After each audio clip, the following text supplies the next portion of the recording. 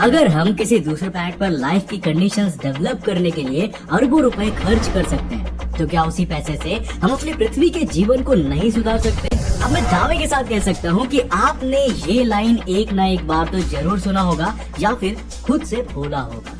पृथ्वी जो अब global warming, pollution, over population और क्लाइमेट चेंज जैसी प्रॉब्लम से गुजर रही है, हम इंसान उसे छोड़कर दूसरे ग्रह पर जीवन बसाने के सपने क्यों देख रहे हैं? जितना पैसा हम मंगल ग्रह तक जाने और उसे जीने योग्य बनाने में खर्च कर देंगे, क्या उतने ही पैसे से हम पृथ्वी की लिविंग कंडीशंस को वापस पहले जैसे नहीं कर सकते? तो दोस्तों, इसका जवाब हमें पृथ्वी पर जीवन के इतिहास को देखकर मिल जाता है। आज से 44 करोड़ साल पहले पृथ्वी पर ऑर्डोविशियन सिल्यूरियन एक्सटिंक्शन हुआ था। इस एक्सटिंक्शन इवेंट में पृथ्वी की 71% स्पीसीज पूरी तरह से खत्म हो गई थी और ओशियन से स्मॉल मैमल्स का सफाया हो गया था।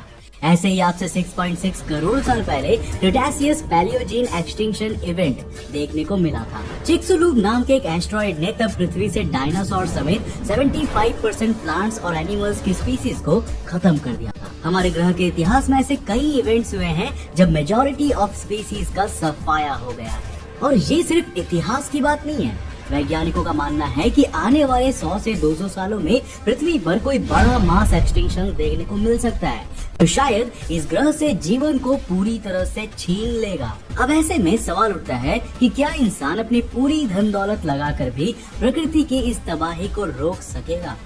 वेल, जवाब है जी नहीं। अगर हमें ह्यूमन सिविलाइजेशन को लॉन्ग लास्टिंग बनाना है तो हमें दूसरे ग्रहों की ओर रुख करना ही होगा, और इसी सिलसिले में हमारी पहली डेस्टिनेशन होगी मंगल ग्रह।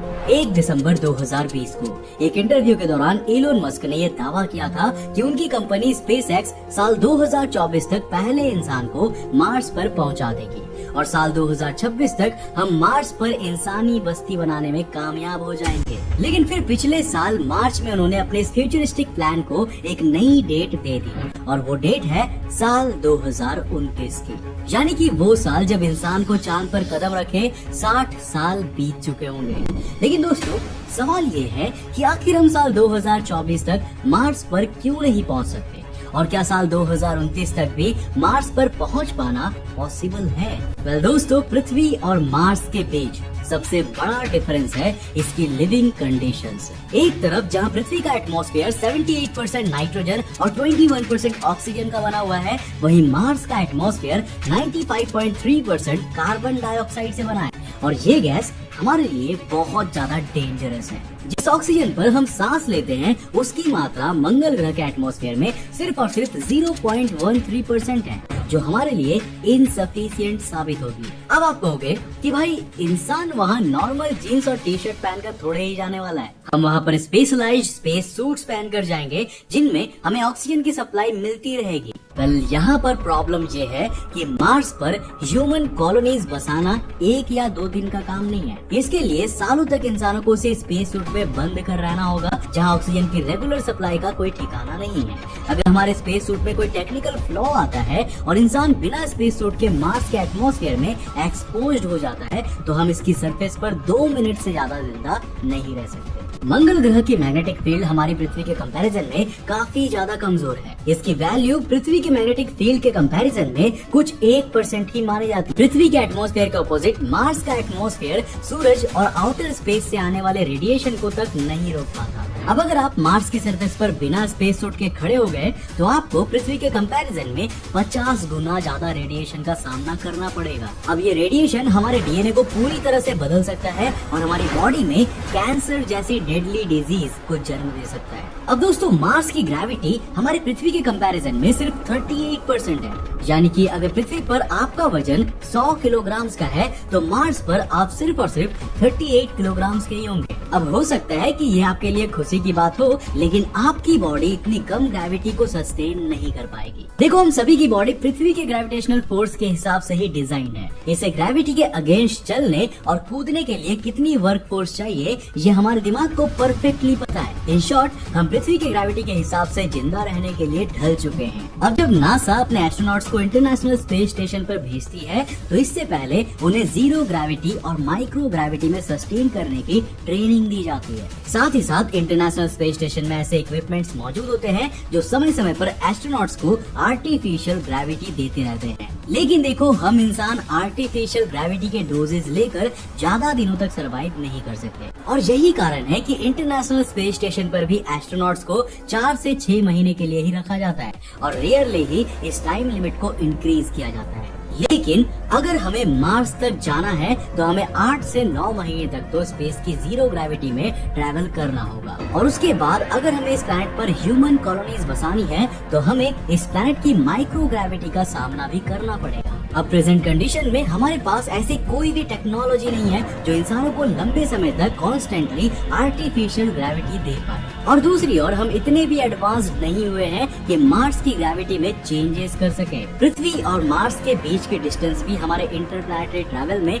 बड़ी बाधा बनने वाली है। इन दोनों ग्रहों के बीच की क्लोजेस्ट डिस्टेंस है 22.5 करोड़ किलोमीटर, जबकि सूरज के अराउंड चक्कर लगाते हुए ये एक दूसरे से 40 करोड़ किलोमीटर से भी ज्यादा दूरी पर पहुंच जाते हैं। अगस्त 2003 में इनके बीच की डिस्टेंस महज 5.4 करोड़ किलोमीटर बची थी, जो हमारी रिकॉर्डेड हिस्ट्री में सबसे कम है। लेकिन ये मौका अगली बार साल 2237 में ही आएगा, और तब तक तो हम इसका इंतजार नहीं कर सकते।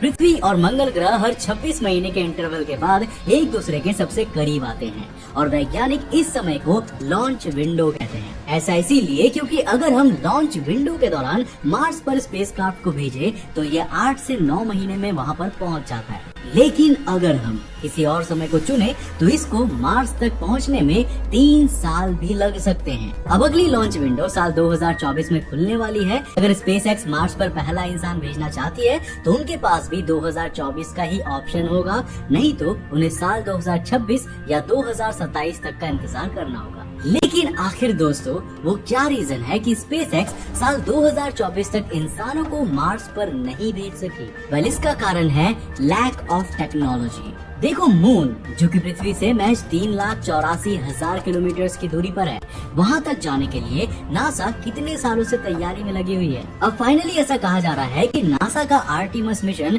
2024 या 2025 तक मून पर लैंड करेगा। अब इससे आप ये अंदाजा लगा सकते हो कि मार्स पर ह्यूमन लैंडिंग कराना कितना ज्यादा टफ और टेक्नोलॉजिकली चैलेंजिंग है। फिलहाल स्पेसएक्स के पास फैल्कन 9 और फैल्कन हेवी जैसे सुपर एडवांस लॉन्च व्हीकल्स है जो 63.8 टन के पेलोड को पृथ्वी की ऑर्बिट तक ले जा सकता है। अब ह्यूमन हिस्ट्री में हमें एसएलएस, एनर्जिया और सैटर्न 5 जैसी पावरफुल लॉन्च व्हीकल्स भी देखने को मिली है। लेकिन दोस्तों, मार्स पर इंसानों को भेजने के लिए इनसे भी कोई नेक्स्ट लेवल के पावरफुल लॉन्च व्हीकल की जरूरत होगी, और इसमें सबसे ऊपर नाम आता है स्टारशिप प्रोजेक्ट का।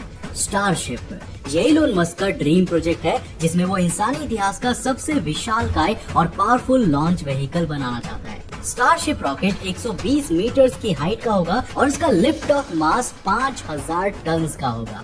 साथ ही ये 150 टन तक का पेलोड पृथ्वी की लोअर ऑर्बिट तक ले जाने में सक्षम होगा।